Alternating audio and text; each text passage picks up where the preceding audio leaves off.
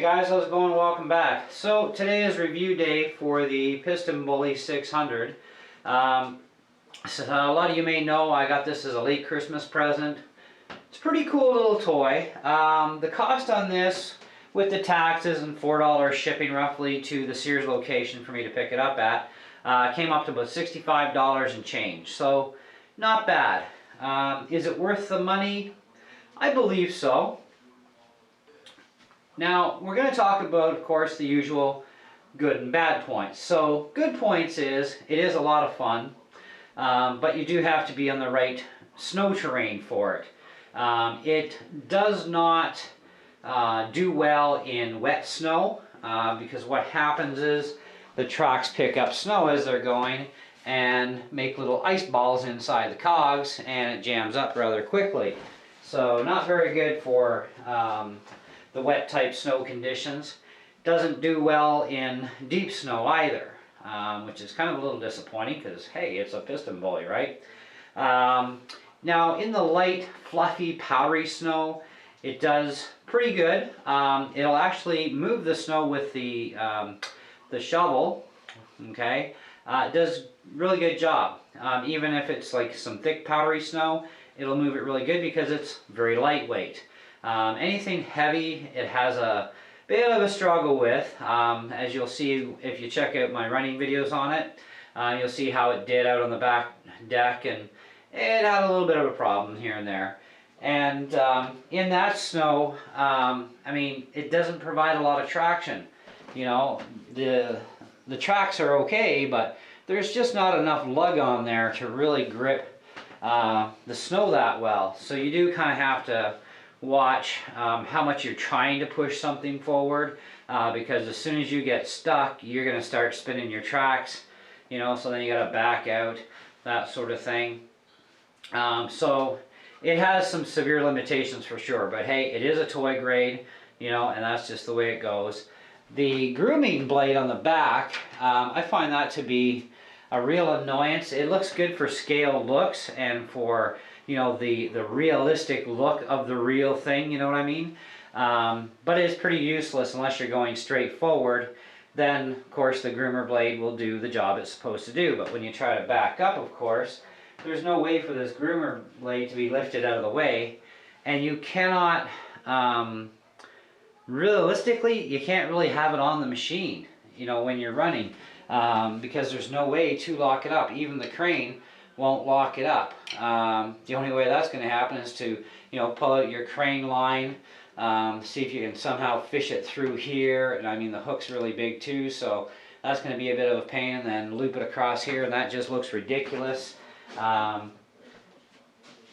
being that they made the blade or shovel remote controlled, which is a nice improvement over these things than from past machines, they could have done the same thing to the groomer blade, which would have been nice.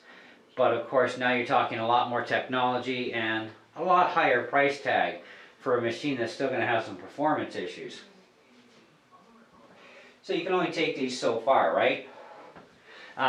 So yeah, if you're going to want to play with this thing and, you know, go ahead and move backwards and all that jazz, you're going to need to take that grooming blade off. So, but if you want to just have the fun experience of seeing the grooming blade in action while going forward, hey, do so.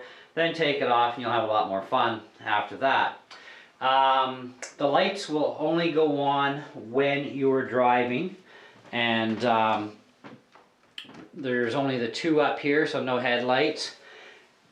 There's no driver, even though they do have seats in there, which is fine, no big deal. You know, they went to good detail lengths on this thing, so I can appreciate what they've done for the money, you know. And the crane is actually pretty good.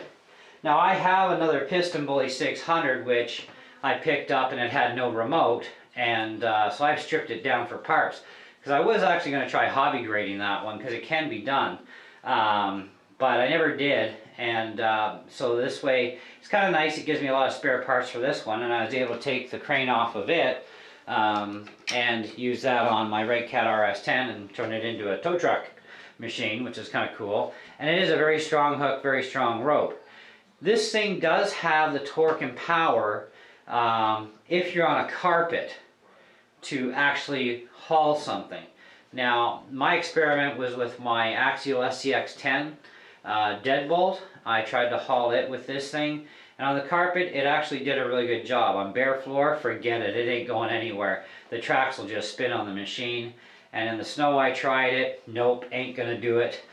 Tracks will just spin. So yeah, you need more lug on those tracks, you know. Anyways, the batteries that come with the machine are, as everybody has said that I've seen videos of, they suck. They lasted like maybe 3 minutes. I did 2 separate videos, one with stock batteries and one with a set of Infi cells, which are still in this thing, by the way, and I've had several runs with it since. I've been playing around with this thing a lot. It's actually a lot of fun. Once you learn its limitations and learn what it can and can't do, then you're going to have a lot more fun with the thing. You know, so keep that in mind. You got to learn this thing. And it does drive exactly like a tank. So, you know, both forward you go forward, both back you go back. You can do this, this, or you can do this and this, or this and this, you know. And of course your shovel or blade access for up and down are your 2 buttons here. One of the probably the largest disappointments I have in this vehicle is the range. We're talking 14 feet and it starts to go chug chug chug, and then it just up and croaks. It won't do anything, won't respond. So now you walk up to it and it'll come back to life. So the range on it sucks, and I did look into that today because I was going to put a long antenna on it. I figured, hey, maybe it's just got one of these little short wired antennas inside. Maybe I can just solder a piece on and lengthen it and get all kinds of range. Well, was I wrong. How they've done this is one of the wires for power for the lights, it's a white wire, it is actually connected into the lights, and that goes onto the board to the antenna side, and it actually is soldered onto the antenna lead connection, which is absolutely retarded.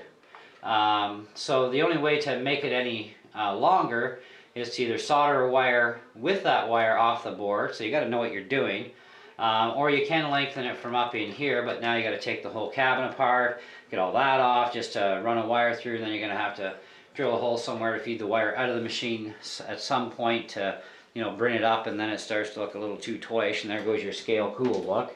But that may or may not give you any extra range. So that's the thing. Now the 9-volt battery for the remote, it is still doing good. The one that came with the piston bully, because it's a 9-volt for the radio and 6 AA's for the machine. And so the 9-volt's still doing good. It's still good and strong. And like I said, I'm still on those same Infi cells that I started with when I did the good battery run, and they're still doing quite well with this machine. So you are going to get some pretty impressive run times if and only if you use really good quality batteries. Okay. As for the rest of the entire machine, I mean, it's pretty easy to you know, clean the little ice balls out. You know, you just let them melt, right? Or you can pick them out with your fingers if you get ice balls in the cogs for the track. The track does stay really flexible even in cold weather. I've had this thing out in, well, I don't know what the base temperature was, but with the windshield it was about minus 25, minus 30 windshield. So it was pretty nasty cold out, and it still ran pretty decently, and the track didn't stiffen up on me, so it stayed fairly flexible, so that was good. As far as depth of snow went, I've gone as far as a few inches of fresh powder stuff, and you know, underneath that of course is a much harder surface, being the driveway and or my back deck, and it's fine there. You try to put this thing in any kind of powdery snow in the backyard. Right now I've got a couple of feet in the backyard. This thing is not going to go very far. It just starts to sink right in, and that's it. So it needs literally light, fluffy snow. Okay. So all in all, yes, it's a toy grade. You can only expect so much out of a toy grade. They paid great attention to detail. The remote accessible blade up front for up and down, very cool. learning to drive this thing, pretty simple and easy. Take you a few times, you'll figure it out. It just drives like a real tank, that's all. So it's not hard to figure that out, so I figured that out quite quickly. You know, with everything we've mentioned, you know, good points, you know, that sort of stuff, it's built really good. You know, I mean, the quality is actually overall, it's pretty decent, you know. And this, of course, swivels, and this is a real working crane. You know, has a very fast retract to it. It does have some torque for pulling power, like I said, on carpet, but not on any kind of a smooth surface like a regular hardwood floor, tiled floor, linoleum floors. It's not going to haul any real weight behind it. It just doesn't have traction for that, you know. Otherwise, I mean, it is a pretty cool little machine for the money. And I do think that it is still worth the money, even with its downsides to it, you know. And because once you get used to what they are, you're fine. You know, and you just use it within its limitations, like, you know, any other toy, right? As far as a star rating goes on this thing and recommendation, I recommend that if you want something like this because you can't afford a Kyosho Blizzard, and neither can I, this is a great little thing to just, you know, have some fun with it, you know. Whether you're a kid or even an adult that you want this in your collection, because it is very scaled, realistic looking, which is really nice. So I would recommend it in that case, and if you can deal with the limitations, yes, definitely recommend it. Price point is good. I'm okay with the price.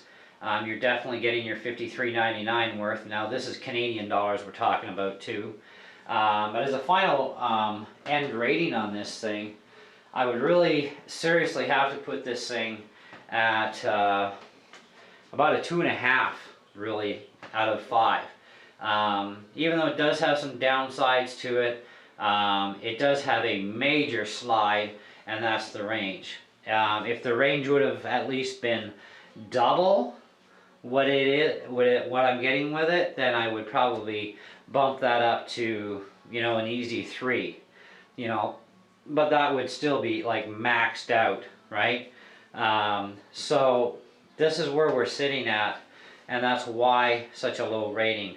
Even though, yes, I would still recommend it, but only to those that, you know, want something like this because they can't afford a Kyosho, but they want this sort of thing, and you can live with all the limitations that it does have and drawbacks, and that's keeping this as a straight toy grade toy. Now this thing does have the potential to be hobby graded if you know what you're doing, okay? Then you can convert this thing into hobby grade, and if you shop correctly for your parts, it will not cost you probably more than, I don't know, $150 to $200 for everything you're going to need to switch it over to hobby grade. I mean, and that's like max. And when I talk dollars here, I talk Canadian dollars, not US dollars, you know. So on the US side, of course, it's going to be far cheaper. But it depends where you shop for your parts, you know, and there's going to be a lot of things that need to be done in order to convert that over. So anyways, that's pretty much it. That's all. That's where we're at with it. I still do like it regardless. It's not going to see a ton of use in my life, but it's going to see the odd thing here and there, and I have a little bit of fun with it, you know. And I do still like it regardless, you know, and now that I know its limitations, I know what I can and can't do with it too, so, which is a big thing. You need to understand, you know, every RC you're into of the limitations, because these, you know, like I said, this is a toy grade thing. It is not a hobby grade machine by any means, not for that kind of money. But anyways, thanks guys, let me know what you think, and we'll definitely catch you on the next video, for sure. Thanks for watching.